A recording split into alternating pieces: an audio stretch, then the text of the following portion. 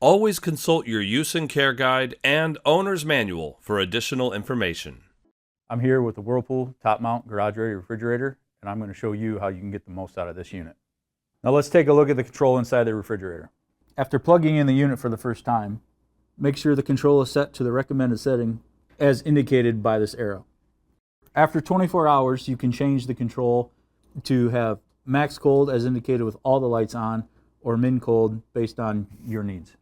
If you're going to put this unit in garage ready mode, ensure that the control is set to the recommended setting as indicated by this arrow. If your garage is between 55 and 38 degrees, you will want to turn this control to the garage ready set point. This maximizes the airflow into the freezer compartment. This will help prevent your frozen food from thawing. The other set points on this control are for when the room temperatures are above 55, where you can have minimum or maximum airflow within the freezer compartment.